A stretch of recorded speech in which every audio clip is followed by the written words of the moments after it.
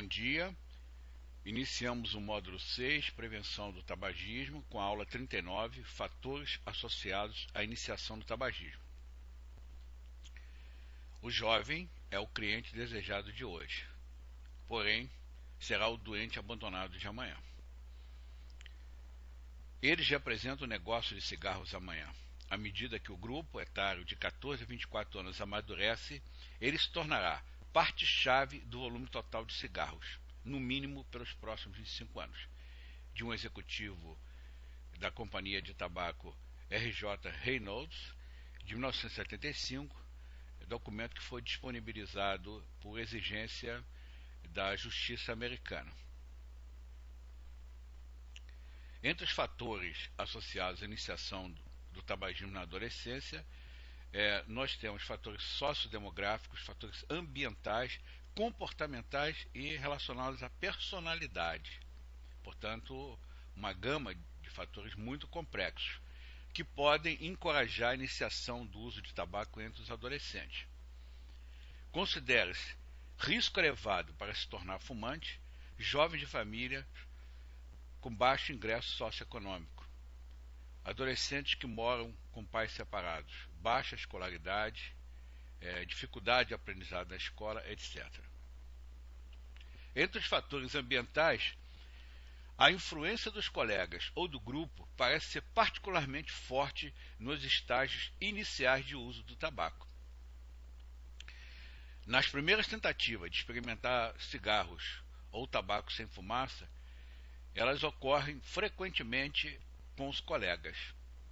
O grupo de amigos, então, ao qual pertence, pode prover expectativas, reforçar e emitir mensagens que favoreçam a experimentação e a continuação, a manutenção do hábito, que vai acabar se tornando uma dependência no jovem. Então, se formos avaliar a influência do tabagismo paterno versus a influência do grupo, vamos observar que nesta fase da vida, o uso do tabaco pelos pais já não parece ser obrigatoriamente um fator de risco como que ocorre com o uso do tabaco em grupo. Por outro lado, os pais exercem uma influência positiva se adotarem uma atitude de reprovação do tabaco, se permitindo participar nas atividades lúdicas das crianças, discutindo assuntos de saúde com elas, encorajando as suas realizações acadêmicas e envolvimento delas na escola. Não começa a imagem do lado, né, em que o pai está lendo a sua revista e o filho fumando do lado, com uma garrafa de bebida na mão. Um absurdo. Em relação aos fatores de percepção do ambiente social, podemos observar que a percepção que os adolescentes têm de seu ambiente social pode exercer influência mais forte no comportamento para fumar do que o contexto atual. Normalmente, adolescentes superestimam o número de pessoas jovens e adultos que fumam constantemente. E aqueles que mais superestimam são mais prováveis de se tornarem fumantes do que aqueles que têm percepções mais precisas da realidade. Então, de modo similar, aqueles que percebem que os cigarros são facilmente acessíveis e geralmente disponíveis são mais prováveis de começar a fumar do que aqueles que percebem terem mais dificuldade para obter os cigarros. Em relação às funções positivas atribuídas ao tabaco, muitos jovens atribuem ao tabaco funções positivas que são as mesmas que a indústria do tabaco explora em seus anúncios. As pessoas jovens, então, são um mercado estrategicamente importante para a indústria do tabaco. E considerando que a maioria dos fumantes experimenta o seu primeiro cigarro antes dos 18 anos, os jovens são o alvo. Eles constituem a principal fonte de novos consumidores para a indústria repor aqueles mais de 6 milhões de fumantes que morrem a cada ano por doenças relacionadas ao tabaco. Estima-se então que a cada ano novos contingentes, em torno de 100 mil jovens são recrutados para substituir esses muitos consumidores ou que deixaram de fumar ou que tiveram a sua vida ceifada por uma doença relacionada ao fumo. Entre os fatores comportamentais, né, a adolescência é um período marcado por múltiplas transições no aspecto físico, mudanças corporais, psicológicas, comportamentais, no sentido de coerência do ego e da independência emocional. Então, os fatores comportamentais têm uma importância muito grande em relação ao consumo de drogas. E os adolescentes são particularmente vulneráveis a uma gama de comportamentos e atividades de risco, incluindo o uso do tabaco, o que pode lhes parecer que até ajuda nesta transição, que exerça um papel positivo. Então, o relato por pessoas jovens de que o tabaco tem funções positivas ou que seja potencialmente útil aumenta o risco delas se tornarem fumantes. E essas funções se relacionam com os vínculos com o grupo, de ser independente e madura e de ter uma imagem social positiva. Isso foi explorado, inclusive, bastante pela indústria do tabaco e consta também esse último item numa frase de um memorando interno também da indústria. Os relatos de adolescentes que começam a fumar indicam que a imagem do ego e a autoestima são mais baixas do que seus pares não fumantes. Fumar, então, pode se tornar um mecanismo de enaltecimento do ego. Aqueles que mais superestimam são mais prováveis de se tornarem fumantes do que aqueles com percepções mais precisas. De modo similar, não ter a confiança para ser capaz de resistir às ofertas de tabaco feitas pelos pares parece ser um fator de risco importante para a iniciação tabágica. Então, a intenção de usar tabaco e a experimentação atual também são fortemente preditivas do uso regular subsequente. E normalmente nas pesquisas que se fazem com jovens, se pergunta sobre a intenção de fumar nos próximos 30 dias. Em relação ao papel que joga o marketing e a publicidade do tabaco, o marketing passou a substituir as palavras pelas imagens. Ao associar valores e crenças tão caros ao jovem, como a independência, a rebeldia, a busca pelo prazer, pela aventura, a atração, o êxito, a autoconfiança, etc., ao exibir imagens atraentes de fumantes em anúncios, que estimulam os adolescentes com baixa autoestima a adotarem o tabaco como meio para melhorar a própria imagem do seu ego, baseando-se em personalidades, em ídolos e mitos. A publicidade de cigarros, então, parece afetar decisivamente as percepções de adolescentes quanto à penetração do tabaco, às imagens de fumantes e à função do próprio tabaco, uma vez que essas percepções são fatores de risco psicossocial para a iniciação do tabagismo. Os anúncios de cigarros parecem aumentar o risco de fumar em pessoas jovens. Um outro fator muito importante que tem sido bastante discutido é a inserção de imagens de uso de substâncias psicoativas no cinema, nas produções de TV, né? E nós temos aqui um gráfico mostrando, né, que tem até aumentado essas inserções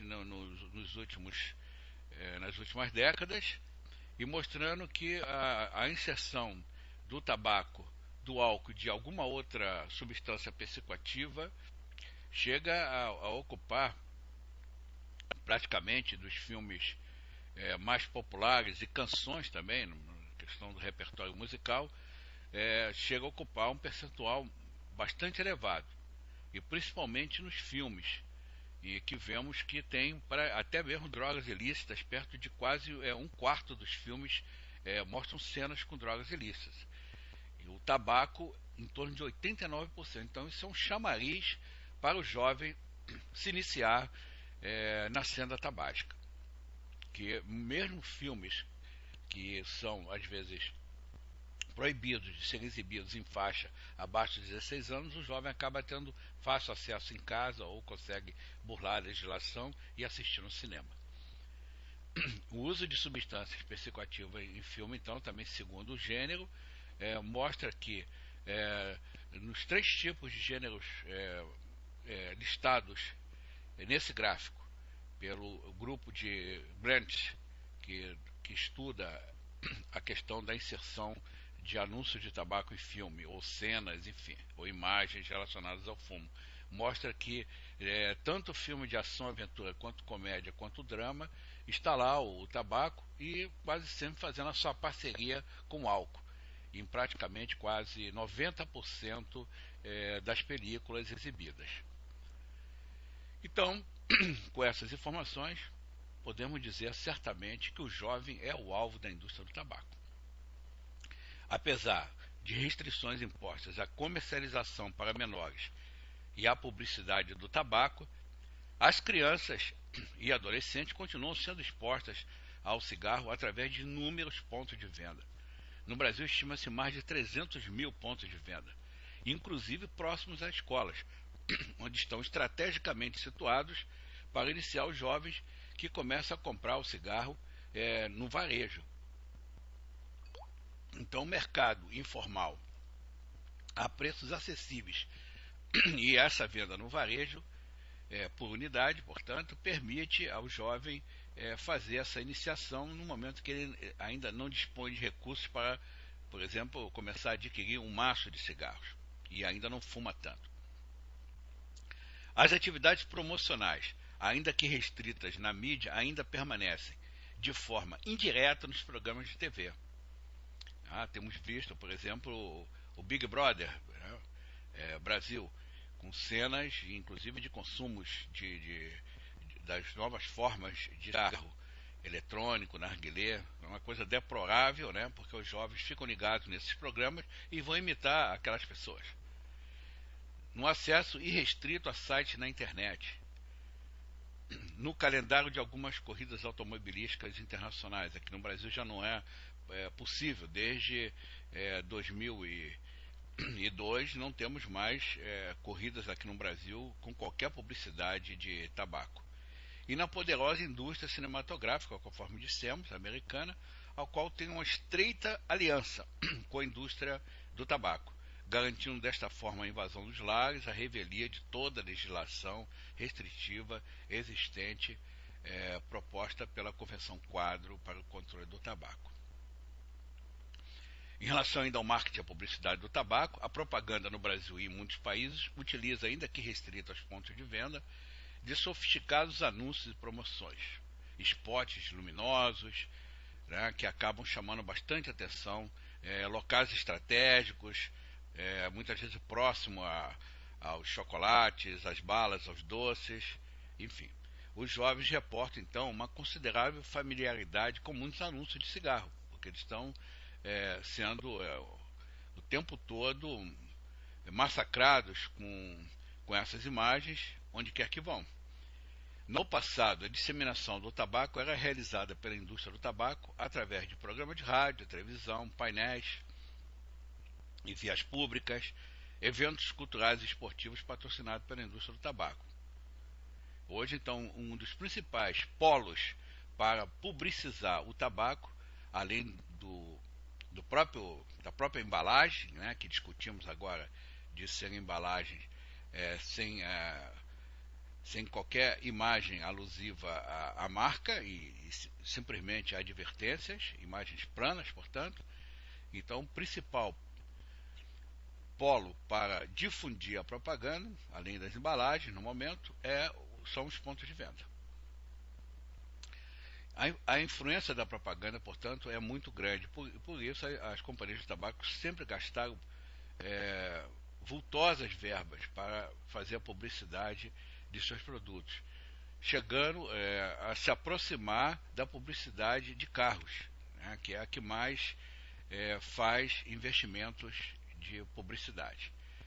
A relação entre o tabaco comercializado e o tabagismo na juventude é uma área, portanto, intensiva de estudos. A epidemia mundial de doenças relacionadas ao tabaco segue em marcha, mina os escassos recursos destinados à saúde pública nos países em desenvolvimento, somente para combater os males do tabaco. E resta pouco para os esforços de redução da epidemia. Enquanto isso, a indústria do tabaco promove seu produto fatal com gastos milionários e recorre em todas as instâncias contra as ações propostas pelas famílias de suas vítimas, infelizmente ganhando em quase todas, jogando a culpa de se iniciar na cena tabágica e de se tornar dependente para a vítima, embora essa vítima tenha iniciado comumente abaixo dos 18 anos. Entre 70% e 80% dos fumantes se iniciam num período ainda da adolescência, portanto não tinham ainda consciência exata dos riscos que o tabaco trazia e foram muito influenciados por essa publicidade ostensiva, né, que colocava o tabaco como criando situações do melhor do mundo. Além da influência, então, dessa publicidade, nós temos a própria influência da mídia. Os meios de comunicação de massa têm um papel proeminente na vida do adolescente, na vida moderna. A partir do advento da internet, os jovens passaram a ter informações em tempo real, acesso ilimitado a páginas eletrônicas, jogos, filmes, salas de bate-papo, redes sociais, etc. Então a mídia se transformou em um forte instrumento de publicidade do tabaco ao seu público-alvo, a criança e adolescente, com inserções em diversos de seus sites e em programas que estão abertos nas grandes redes, de inserções onde celebridades e ídolos fumam, como vem ocorrendo atualmente com o cigarro eletrônico. Então os pais devem limitar a exposição das crianças à mídia de adulto, por exemplo, vendo a classificação indicativa dos filmes e programas, e usar o tempo familiar despendido para ver a televisão para conversar sobre o efeito dessas representações de fumar exibidas na tela, ou no computador, ou no smartphone, sobre o comportamento do adolescente.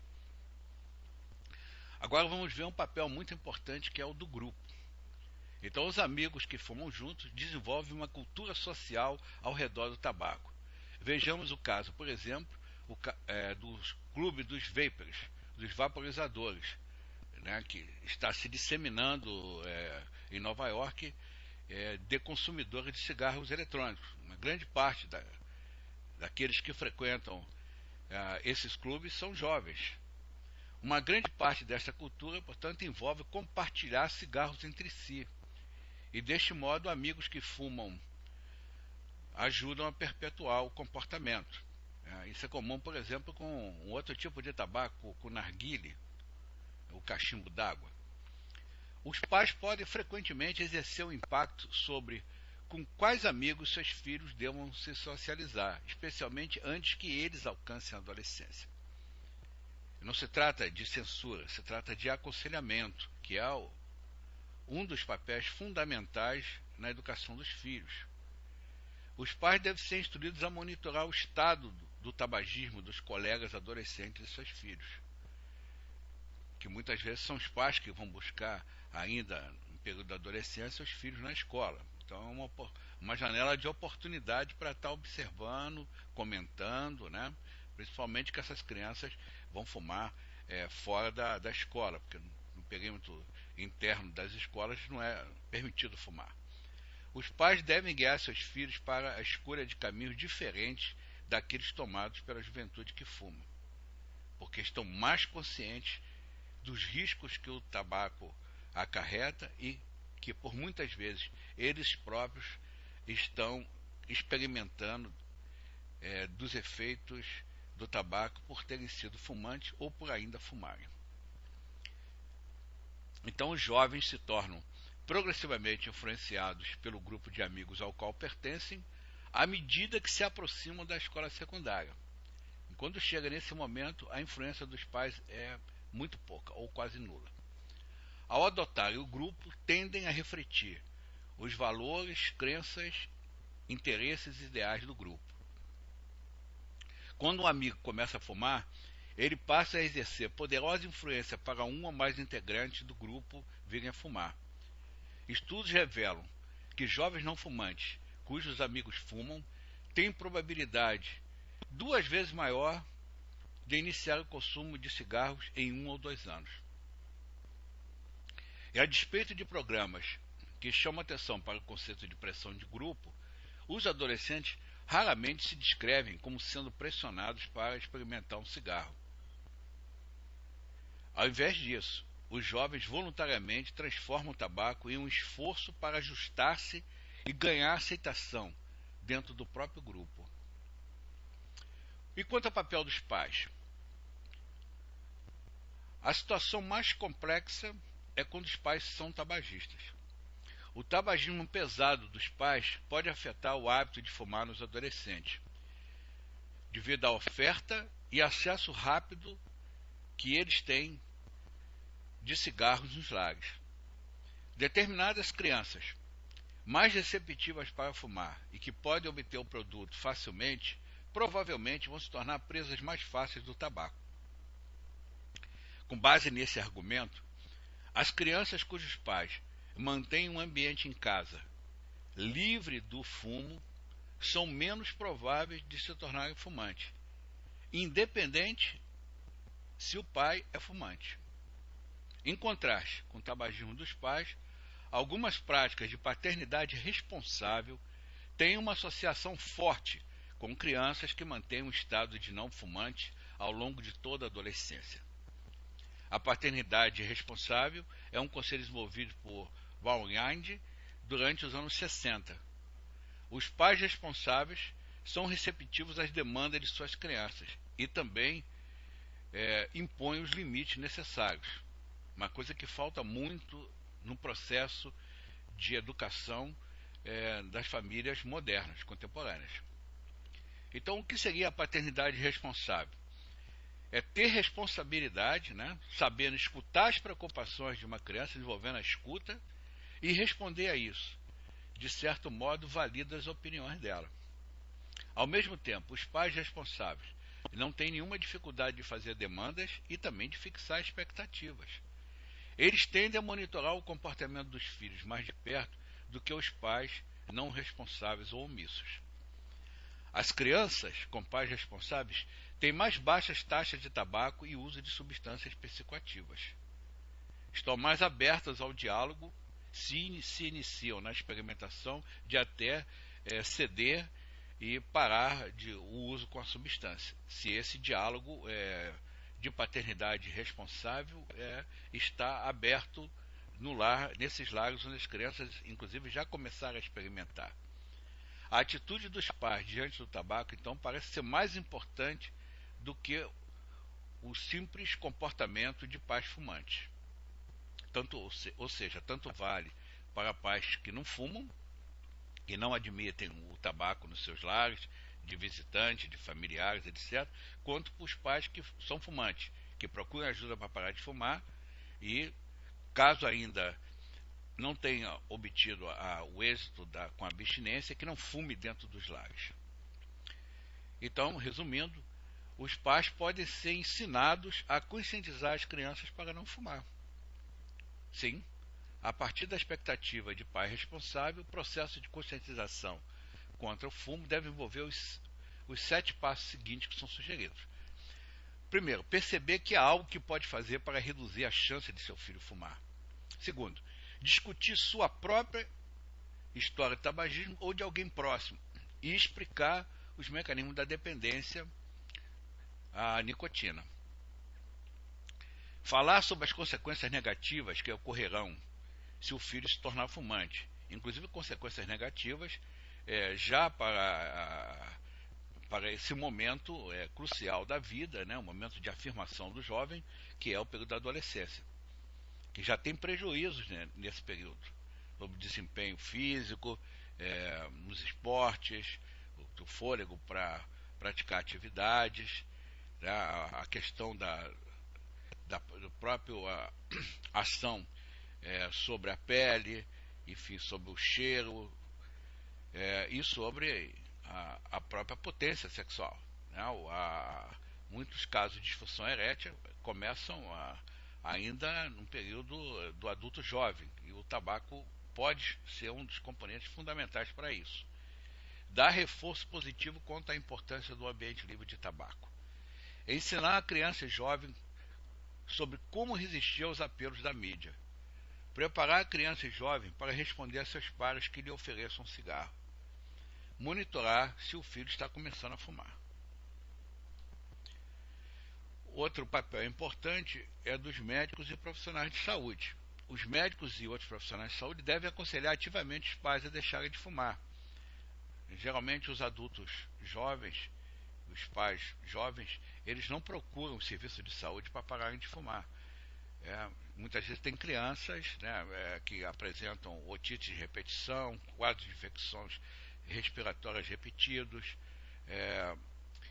sibilos, são chiadores, jovens chiadores, que são vítimas do tabagismo passivo. Então é uma janela de oportunidade já para estar aconselhando, ainda nessa fase da lactância e da primeira infância, antes mesmo das crianças entrarem na escola. Os pais podem então ser motivados, sendo informados dos perigos da fumaça de tabaco no ambiente doméstico para as crianças, informados sobre o tabagismo passivo e sobre o tabagismo terciário também, dos resíduos e da nicotina, do alcatrão, né, das nitrosaminas que se formam no ambiente, onde as crianças permanecem um largo tempo do dia, e sendo mostrado também o impacto do comportamento de fumar deles. Parar de fumar é a única forma segura de prevenção do tabagismo passivo doméstico e pode influenciar de forma positiva e decisiva o comportamento futuro dos filhos em relação ao consumo do tabaco, apesar de eles terem um genótipo que tem uma influência grande quando os pais fumam, de virem a se tornar fumantes. Eles podem não expressar fenotipicamente a condição de tabagista se essa atitude dos pais vir a acontecer. Os pais são o primeiro e principal modelo de comportamento dos jovens. Aqueles que ainda não querem deixar de fumar devem ser encorajados, portanto, a manter a casa livre do tabaco, porque esta atitude vai limitar a exposição familiar ao tabagismo passivo. Vai diminuir a probabilidade de que suas crianças venham a se tornar fumantes e que adoeçam, né, dos males do tabagismo passivo, secundário e terciário. Além disso, os pais que fumam deveriam manter o tabaco em um local onde as crianças e adolescentes não tivessem acesso. Os pediatras, médicos de família, odontopediatras, particularmente, que atuam em programas de saúde escolar, devem aproveitar a oportunidade para comunicar elementos fundamentais sobre a conscientização dos efeitos do tabaco a todos os pais de crianças no momento em que elas estejam entrando na escola fundamental, para trabalhar com eles ao longo do tempo e para consolidar estas práticas de aconselhamento. Aqui estão as principais referências desta apresentação, iniciando pelo nosso Manual de Condutas em Práticas do Tabagismo, onde temos vários capítulos sobre prevenção da iniciação do tabaco na infância e na adolescência. Gostaríamos de terminar essa apresentação com essa imagem de Robbie Gonçalves, pintor surrealista canadense, e uma frase de Rosa Luxemburgo: há todo um velho mundo ainda por destruir e todo um novo mundo a construir, mas nós conseguiremos, jovens amigos, não é verdade? Obrigado.